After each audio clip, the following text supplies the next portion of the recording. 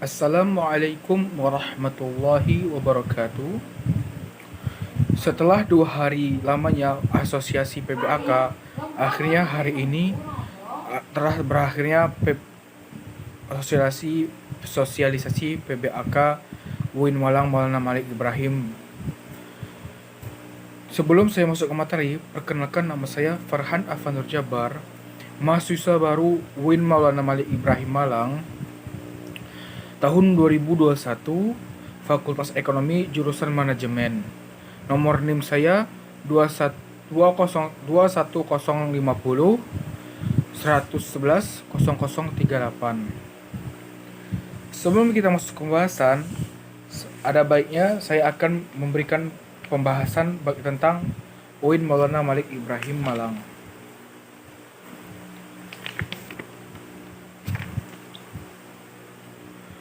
UIN Maulana Malik Ibrahim Malang, sejarahnya ialah pada tahun 1961, nama UIN ini bernama Fakultas Tabiah IAIN Sunan Kalijaga, Yogyakarta, dan kemudian mengalami perubahan pada tahun 1965 dengan nama IAIN Surabaya Fakultas Tabiah yang di Malang.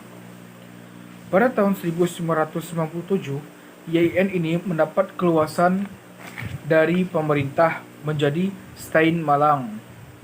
Kemudian berubah lagi menjadi Universitas Islam Indonesia Sudan atau UIIS pada tahun 2002. Pada tahun 2004, UIN Malang berubah menjadi UIIS yang tadi berubah menjadi UIN Malang, namun belum memiliki nama yang tetap, masih namanya UIN Malang. Dan terakhir, pada tahun 2009, Presiden Susilo Bambang Yudhoyono atau SBY meresmikan nama UIN Malang menjadi UIN atau Universitas Islam Negeri Maulana Malik Ibrahim Malang hingga sekarang. UIN Malang memiliki visi dan misi. Visinya ialah terwujudnya pendidikan tinggi integratif dalam memadukan sains dan Islam yang bereputasi internasional. Sedangkan misinya, 1. Mencetak sarjana yang berkarakter ulul albab, menghasilkan sains teknologi seni yang relevan dan berdaya saing tinggi, kedalaman spiritual, keagungan akhlak, keluasan ilmu, kematangan profesional, dan lainnya yang merupakan pilar-pilar dari ulul albab. Baiklah, kita masuk ke materinya, yaitu wawasan akademik dan bagian administrasi umum UIN Malang. Itu materi pada hari pertama. Saya akan jelaskan secara umum sekarang. Wawasan bidang akademik pada hari kemarin tanggal 31 Agustus disampaikan oleh Wakil Rektor Profesor Dr. Umi Subullah MAG yang lahir di Kota Blitar 26 Agustus 1971. Beliau merupakan wakil rektor di bidang akademik. Beliau menjelaskan bahwasanya waktu dibukanya UIN Malang untuk mahasiswa baru tahun 2021, peminatnya yaitu lebih dari 78.430 mahasiswa baru. Namun, yang diterima hanyalah 3.751 mahasiswa dari 5 jalur penerimaan, yakni SNPTN, SBMPTN, SPAN-PTKN, UM-PTKIN, dan Mandiri, baik itu tertulis maupun prestasi. Di UIN Maulana Malik Ibrahim sendiri memiliki 7 fakultas, di antaranya 1. Fakultas Tarbiyah dan Ilmu Keguruan, itu fakultas pertama dan tertua di UIN Maulana Malik Ibrahim.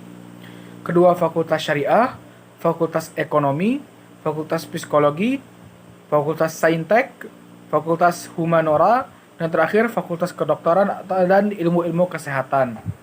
Serta ada 15 pancasarjana program studi, sehingga seluruh program studi yang ada di lingkungan UIN Malang berjumlah 46, baik itu S1, S2, dan S3. Serta berdasarkan roadmap pengembangan atau rencana intelektual pengembangan UIN Malang dan juga rencana strategi, maka kampus ini berada pada tahap international recognition dan international reputation. Di UIN Malang juga memiliki 500 mahasiswa asing yang terdiri dari 34 negara. Serta di UIN Malang juga mendesain kurikulum berwawasan internasional sejak tahun 2008. UIN Malang sudah mendapatkan sertifikat ISO atau SMM 9001-2000, 9001-2008, 9001-2015. Dan pada tahun 2020, UIN Malang telah memiliki 4 program studi yang telah mendapatkan sertifikasi AUNKI. Dan juga terdapat integrasi di UIN Malang terdapat integrasi keilmuan dan integrasi kelembagaan. Integrasi keilmuan adalah memadukan antara sains dan agama Islam. Sedangkan kelembagaan adalah memadukan pendidikan tinggi dan pendidikan pesantren untuk membentuk karakter mahasiswa yang berkarakter ulul albab. Di UIN Malang sendiri terdapat pusat pengembangan bahasa asing, yaitu bahasa Inggris, bahasa Arab, dan bahasa Mandarin. Terserta di dalam UIN Malang bagi para mahasiswa yang ingin melanjutkan atau menambah hafalan Al-Quran mereka. Di UIN Malang terdapat HTQ yang berfungsi untuk menambah atau melanjutkan hafalan Al-Quran mahasiswa tadi. Dan berdasarkan hasil penelitian tahun kemarin, tidak kurangnya terdapat 2.000 mahasiswa yang menjadi hafizah Al-Quran di UIN Malang. UIN Malang juga memiliki rumah moderasi beragama yang akan mendidik seluruh mahasiswa atau mahasantri menjadi generasi beragama yang unggul, moderat, toleran, dan menjunjung tinggi prinsip serta nilai-nilai keragaman. Memiliki jati diri keislaman yang kuat, memiliki komitmen kebangsaan yang kokoh, cinta negara, cinta budaya, dan cinta tanah air bangsa Indonesia. Sehingga dengan adanya rumah moderasi ini, mahasiswa menjadi seorang yang menampakkan diri di tengah-tengah, yaitu di antara posisi ideologi radikalisme dan ideologi liberalisme.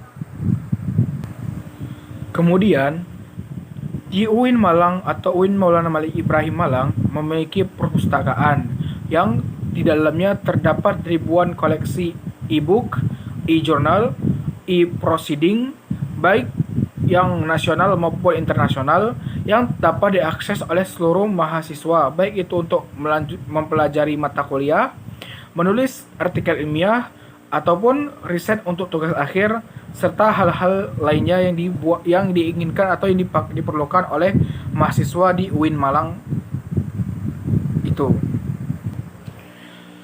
Biasanya para mahasiswa melakukan proses pendidikan atau pengajaran berlangsung selama 8 semester, itu minimal. Dan kurang lebih terdapat 150 dan sampai 160 SKS yang harus para mahasiswa selesaikan. Kemudian penelitian, baik itu skripsi maupun riset-riset lain. Kemudian juga pengabdian masyarakat seperti PPL, KKN, serta ada ujian komprehensif, ujian skripsi, yudikasi, hingga wisuda. Itu merupakan kegiatan-kegiatan para mahasiswa dari awal masuk semester hingga akhir semester, yang kurang lebih atau minimal 8 semester, yang lebihnya lebih dari 8 semester.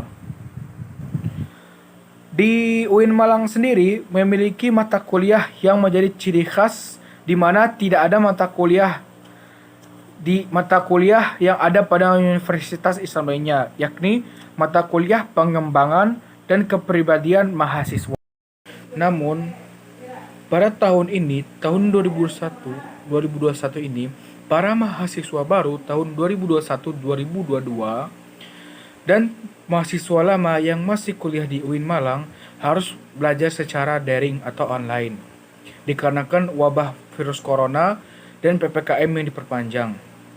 Namun jangan khawatir, dikarenakan UIN Malang telah menyiapkan alat-alat atau eh, aplikasi yang digunakan untuk belajar online, misalnya e-learning, Google Classroom, serta hal lainnya yang bisa digunakan para siswa untuk belajar online, yang maupun itu dari UIN Malang sendiri maupun dari internet.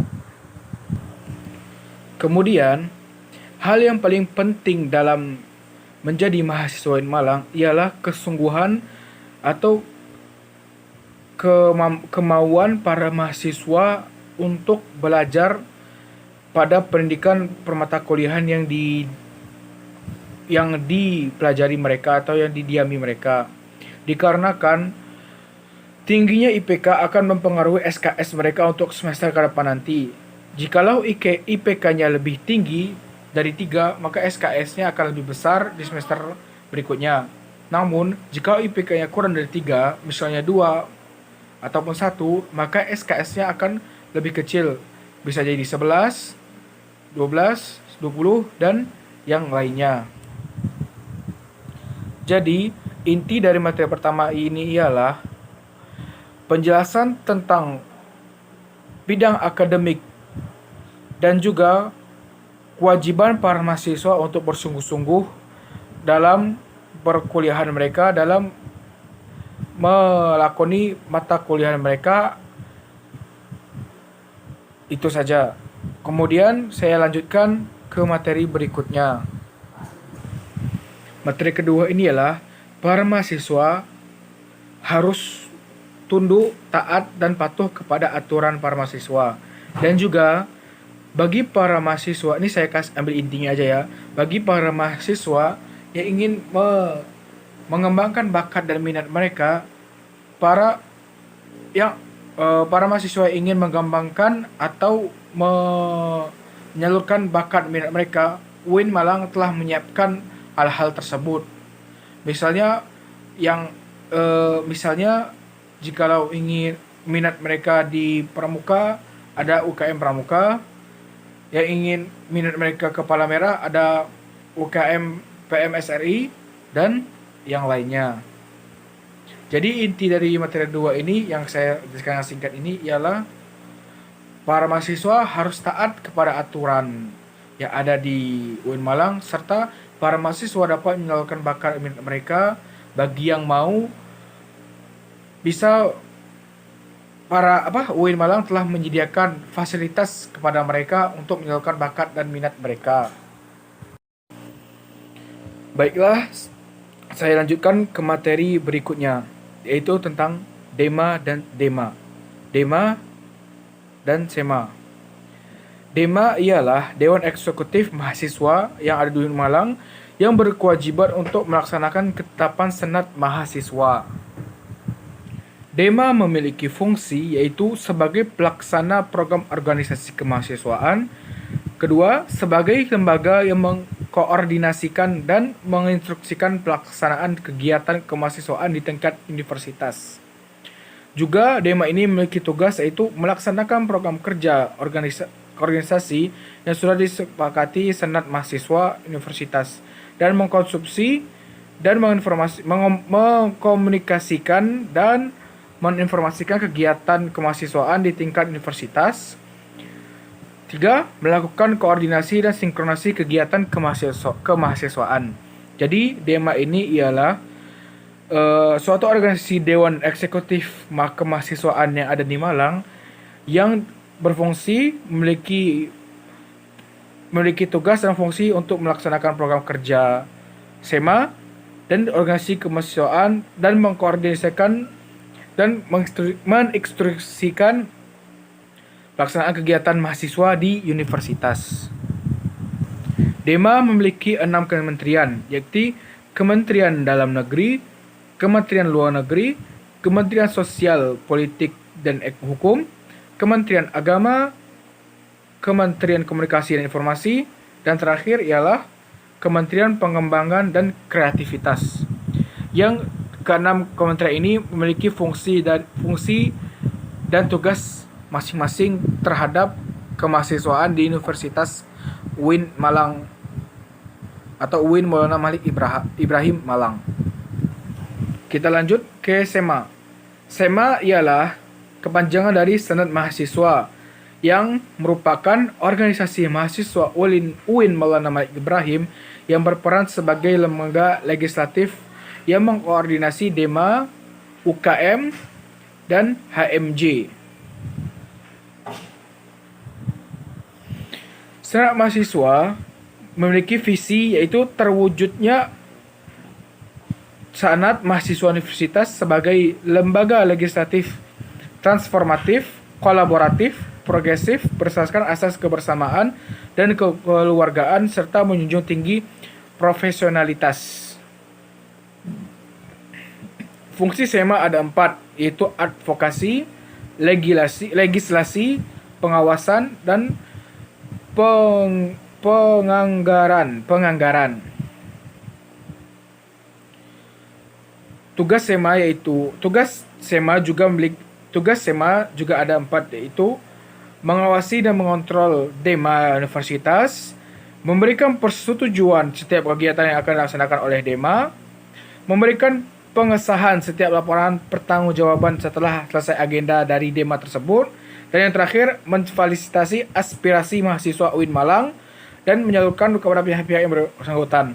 Jadi intinya ialah jikalau para mahasiswa ada permasalahan tentang UKM atau yang lainnya di universitas, maka SEMA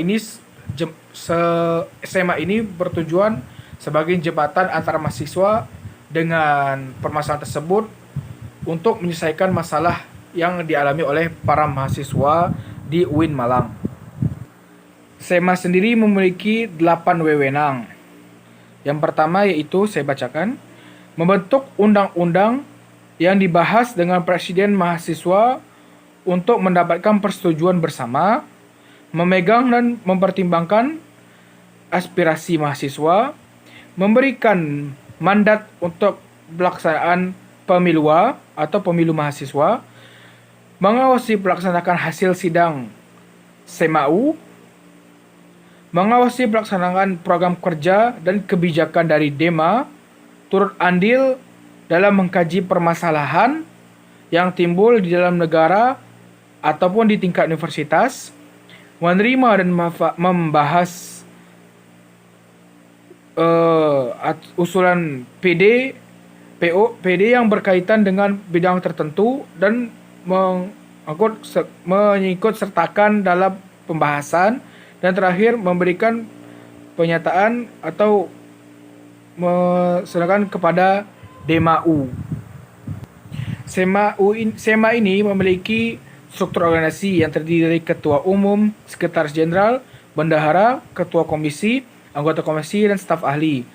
Dan di SEMA ini terdapat 4 komisi, yaitu Komisi A yang terdiri dari Komisi Advokasi dan Hukum, Komisi B yaitu Komisi Organisasi dan Kemahasiswaan, Komisi C tentang administrasi dan keuangan, dan Komisi D yaitu Informasi dan Komunikasi. Ketua dari Badan Pengurus Harian Komisi A ialah Muhammad Adib Fanani, yaitu Ketua Umum, Manarul Ilmi, Sekretaris Jenderal, dan Alia Hermani, yaitu Bendahara Jenderal. Itu Badan Pengurus Harian SEMAU. Tadi bukan komisi A, sekarang ini yang komisi. Komisi A ketuanya lah Abdul Bar Mursyid, Ketua Komisi A, Dewayani Indah Anata, Muhammad Nasruddin, dan Abdurrahman Qayyum. Sedangkan Komisi B diketuai oleh Hafid Ahmad Fahmianto, Walimatus Sya'diyah, Bagus Faqih Nawawi, Devi Asna, Sofi Ainur Rahman. Sedangkan Komisi C diketuai oleh Meladatul Mufalihah, Nadiatul Munawarah, Sania Fitra Maulida, dan Widi Astuti. Terakhir Komisi D diketuai oleh Ardi Zarahan Lillahi Ramdhani, Sekratu Puspitasari, M. Setio Darmawan, Gulam Muhammad Ridho. Itu dari Dema dan Sema.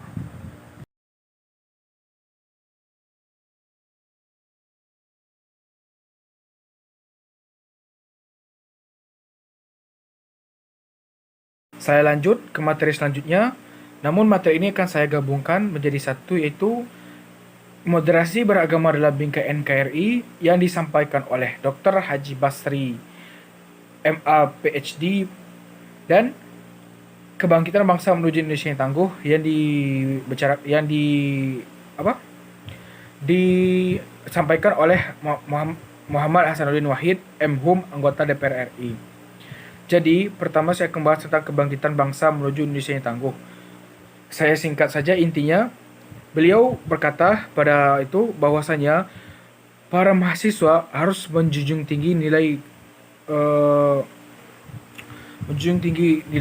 persatuan dan kebinekaan, dan menjadi seorang yang moderat, yang berperilaku Islami, dan menggabungkan saintek dan Islam menjadi satu yang terpadu dan yang berfungsi untuk membuat Indonesia menjadi Indonesia yang tangguh dan maju. Dan dua, kata Dr. Hasan Basri itu yang tentang moderasi agama, beliau berpesan bahwa Islam datang kepada Indonesia bukan dengan perang, tapi dengan cara dakwah oleh para pedagang. Sehingga kita para siswa dituntut untuk tidak ikut campur dengan masalah Eastern Arab, atau tentang yang bukan ikut campur, maksudnya itu tidak perlu terikut campur tentang masalah Arab seperti Israel Palestina maupun yang Arab dan organisasi Arab dan Amerika. Kita cukup tahu saja, dan kita harus lebih mengembangkan potensi diri dan mengembangkan keislamian yang modern atau yang berperilaku Islam dan berperilaku tinggi, atau berperilaku Islam yang bisa memisahkan antara hak dan batil dan menjunjung tinggi kebinekaan dan Pancasila. Dan juga sebagai orang Islam yang tidak terpengaruh oleh Islam Syiah atau Islam liberal atau yang lainnya. Kitab Islam 1, Ahlus Sunnah wal Jamaah. Itu saja dari saya. Jikalau ada saya salah kata atau kurangnya informasi ataupun permasalahan ataupun yang kurang sesuai dengan pendengar, saya mohon maaf. Saya akhiri. Wassalamualaikum warahmatullahi wabarakatuh.